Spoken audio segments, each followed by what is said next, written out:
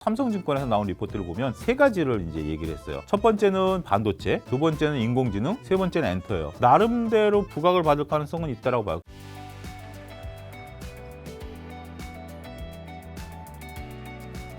자, 아까 전에 증권가는 벌써 다음 업종에 대해서 이야기를 하고 있다 말씀해 주셨는데 어떤 쪽인가요? 일부 증권가에서는 많은 분들도 이제 그런 얘기를 하죠. 2차전지가 이제 주도주인 건 맞아. 2차전지가 언제까지 갈지는 몰라. 그러면 이제 다른 건 또 뭐가 안 올라? 뭐 이런 얘기가 있는 거죠. 작년 가을에 우리가 이제 태조 이방원이 움직였고, 그다음에 리오프닝 움직였고, 챗봇이 움직였고, 이 2차전지가 움직이다 보니까 다음은 뭐냐라는 것에 대한 이제 관심들을 갖기 시작하신 것 같아요. 근데 증권가마다 조금 다 얘기가 다릅니다. 근데 원래 우리가 다음은 뭐다라고 얘기했을 때 그걸 찾는다라는 것은 정말 어려워요. 그걸 알면 뭐 다 투자를 하죠. 가장 먼저 얘기가 나온 건 이제 제약바이오죠. 제약바이오 얘기가 가장 먼저 나왔고, 그 다음에 이제 오늘 같은 경우 두 군데 증권사에서 얘기가 나왔는데, 뭐 인공지능, 반도체, 그다음에 엔터, 뭐 이런 쪽들에 대한 얘기들이 나오는 게 있는 것 같아요. 근데 여러분들이 그런 리포트들은 무시할 필요도 없고 이걸 따라갈 필요는 없다라고 봐요. 그렇지만 그러한 것들에 대한 논리적인 근거는 한번 읽어보실 필요는 있다라고 봐요. 예를 들어서 삼성증권에서 나온 리포트를 보면 세 가지를 이제 얘기를 했어요. 첫 번째는 반도체, 두 번째는 인공지능, 세 번째는 엔터예요. 근데 첫 번째로 나온 반도체에 대해서는 저는 그렇게 공감이 안 가요. 왜냐하면 아직은 반도체 자체가 다운사이클이기 때문에. 인공지능과 관련해서는 뭐 조금 그것도 저는 좀 그렇게 별로 매력도는 없다라고 봐요. 엔터에 대해서는 매력도가 좀 있을 수 있다라고 봐요. 블랙핑크, 지수, 뭐 아니면 뭐 중국에 대한 어떤 뭐 트리거, 뭐 이런 것들을 보면 나름대로 부각을 받을 가능성은 있다라고 봐요. 그런 식으로 여러분들이 그러한 논리를 개발하는 노력들을 하시게 된다라면 근거는 있다라고 봐요. 가장 제가 이제 작년에 리오프닝 관련해서 말씀드렸던 것 중에 하나가 펀더멘털이 좋아진다는 거 아니겠습니까? 제주항공이 흑자가 나면서 카지노가 흑자가 나면서 리오프닝이 흑자가 나니까 당연한 수순이다라는 거였고, 지금 막상 뚜껑이 딱 열리고 나니까 조금 조용하잖아요. 그런 것처럼 엔터도 지금 기대감들이 어느 정도 반영된 건 있어요. 성장이 목말라 있는 시기고 성장이 희귀하기 때문에 그 성장을 찾는 노력들을 굉장히 많이 하기 때문에 이미 어느 정도 반영돼 있다라고 봐요. 하지만 그래도 성장이 부각될 거라고 본다라면 그 중에선 저는 엔터를 관심 있게 보겠습니다. 반도체라든지 이런 거에 관심 있으신 분들은 그런 걸 보긴 하겠습니다만 그렇게 여러분들이 이것을 잘 대응하시면 되지 않을까 싶습니다. 엔터를 좋게 보시는? 엔터 같은 경우 실적 개선 효과가 나타날 것으로 보고 있는 거죠. 아무래도 그동안에 우리가 다양한 엔터들이 했는데 오히려 SM이나 하이브 같은 경우가 지금 이제 주가가 좀 쉽게 살 수 있는 여력이 안 되잖아요. 그러면 압축이 되죠. JYP 엔터, YG 엔터 뭐 이런 쪽으로 된다라면 좀 있다. 게임 같은 경우는 지금 이제 중국의 판호 개방과 관련된 부분들이 있습니다만 게임도 시대 흐름이 바뀌었어요. 중국 같은 경우 우리나라 주력 게임은 MMORPG를 잘 안 해요. 미국이 콘솔 게임을 하듯이 이쪽은 1인칭 시점 게임을 하거든요. 그런 식으로 되면서 이제 판호 개방이 열린 부분들이고, 더군다나 이제 게임이라는 것에 대해서는 이 신작 게임이 나왔을 때 재미가 있어야 되잖아요. 근데 이제 우리가 뭐 블랙핑크 지수라든지 뭐 여러 가지 이제 있는 분들은 이미 팬덤이 형성돼 있는 거기 때문에 그런 부분에 대한 메리트. 가수 누구 좋아하세요? 규현 좋아합니다. 이야, 역시 슈퍼주니어. 슈퍼주니어. 이 슈퍼주니어 하면은 오히려 공감하시는 분들이 많으실 수 있어요. 그래서 이제 그런 것들에 대한 메리트가 충분히 있지 않을까 싶습니다. 자, 그럼 챗GPT도 굉장히 좀 뜨거웠는데 관련해서 한국의 네이버, 카카오는 혹시 경쟁력이 있을까요? 저는 이게 오히려 이들의 경쟁력을 갉아먹는다라고 봐요. 제 아들 같은 경우 구글링을 해요. 네이버 안 써요. 저 같은 경우는 네이버 쓰죠. 그렇지만 이제 구글링을 하는 거죠. 챗GPT를 물어보면 광고가 안 뜨죠. 주말에 어디를 이제 갔다 왔는데 가려고 이제 네이버 검색을 했거든요. 처음에 광고가 뜨고 그다음부터 나오는 거죠. 어떤 분하고 이제 방송을 하는데 네이버도 이제 챗GPT처럼 음성으로 한다라고 하는 거예요. 그분이 하는 얘기가 뭐냐면 광고를 안 거치고 바로 나온다는 거죠. 아니 네이버가 챗GPT처럼 음성 검색을 해서 광고를 안 하면 그러면 네이버 뭐 먹고 살죠? 네이버 수익의 절반이 광고인데? 그러면 스스로가 스스로의 시장을 까먹는 거죠. 그렇기 때문에 저는 이 부분을 잘 우리가 냉정히 판단해야 된다는 거고, 챗GPT 같은 경우는 결국 MS하고 구글이 장악을 하겠죠. 그리고 이제 저는 이거와 관련해서 우리나라 이제 기업들의 이제 뭐 연관성을 보면 우리나라 배제하고 이미 걔네들은 기술 개발이 끝난 거잖아요. 더 강화하는 거고. 그렇기 때문에 이쪽과 관련해서 우리나라 기업이 수혜를 볼 수 있는 가능성은 굉장히 희박하다. 오히려 다행스러운 것은 SK하이닉스가 이제 GPU를 만들어내기 때문에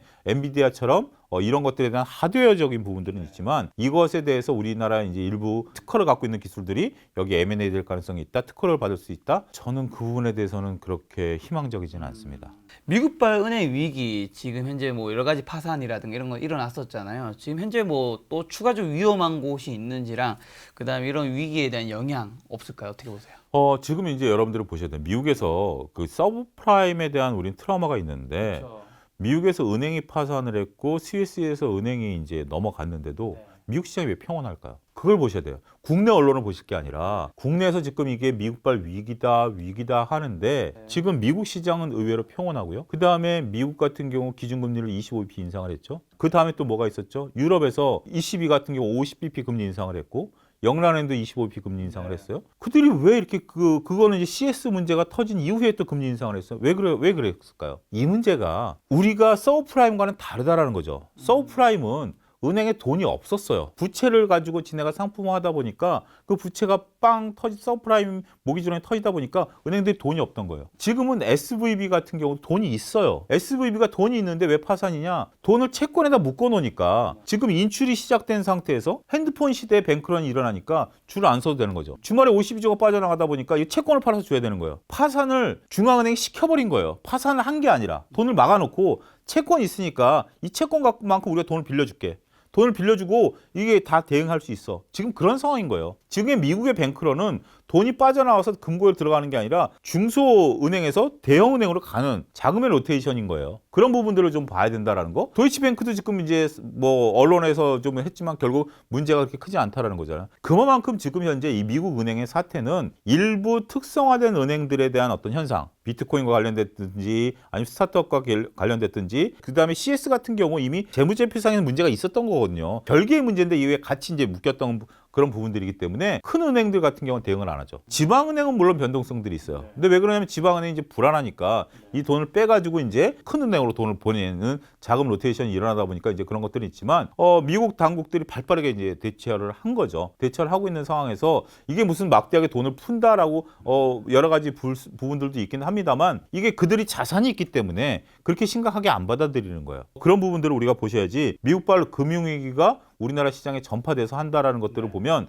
본질을 잘 모르시는 것 같아요. SVB가 파산됐고 CS가 넘어갔기 때문에 이게 은행의 파산이 연쇄적으로 일어날 것이다. 그들이 돈이 없는 게 아니에요. 돈이 있어요. 돈이 있는데 예를 들면 제가 김 작가님한테 돈을 빌렸어. 그걸 가지고 예를 들어서 차를 샀어. 근데 김 작가님 갑자기 차 소장 돈을 좀 빨리 돌려주셔. 차를 팔아야 주는 거예요. 그런 상황인 거지 차가 없는 게 아니거든요. 그런 부분들을 여러분들이 잘 본질을 보시면 이 문제는 그렇게 심각성은 별로 없다. 지난번에 발표된 그 미국 CPI랑 금리 인상을 어떻게 보고 계신가요? 저는 이제 이게 굉장히 좀 의미가 있다라고 봅니다. 이제 미국 같은 경우 이제 매 그 3개월마다 점도표라는 것을 발표해서 향후에 이제 미국의 기준금리 올리는 걸 봐요. 이번에 점도표는 12월 달과 점도표가 똑같습니다. 5.1입니다. 현재 미국의 기준금리 상단은 5%이기 때문에 한 차례 정도 더 금리 인상을 할 가능성이 있다라고 보고 월가에서도 한 차례 한 번 정도 더 하면 5.5까지는 올릴 수 있다라고 보는 거예요. 자, 이제 패가 드러난 거예요. 시장에서 저는 이제 여러분들에게 극단적으로 얘기하면 CPI 고용지표 보실 필요 없다라고 봅니다. CPI 고용지표가 아무리 잘 나오든 못 나오든 그냥 우리가 잘 나왔다는 건 뭐죠? 이게 뚝뚝 떨어져야 되죠. 그러면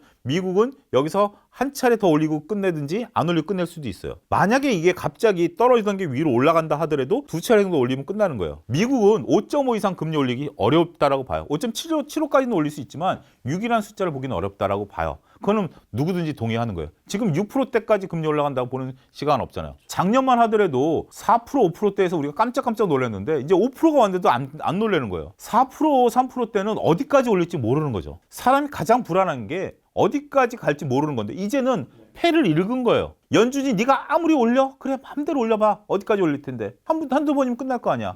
그러니까 월가가 지금 주가가 올라가는 거예요. 그런 상황이기 때문에 이제 이번에 발표는 굉장히 저는 월가의 이제 마지막 출구 전략에 대한 부분들이다. 그 대신 이제 그건 있어요. 올해 피봇은 없는 거에 대해서 인정하셔야 돼요. 파월 의장도 계속해서 피봇 없다라고 얘기했고 물론 이제 상황에 따라서 연말쯤 가서 피봇이 생길 수도 있긴 하겠지만 일단은 주식시장에 참여하시는 분들 입장에서 보면 저는 안 좋은 상황으로 가정하고 봐야 된다라고 봐요. 거기서 좋은 상황이 오는 걸 봐야지 좋다. 지금 뭐 심지어 미국이 금리를 안 올릴 것이다. 금리를 내릴 것이다. 월가에서 많은 얘기들이 있었잖아요. 다 노이즈였잖아요.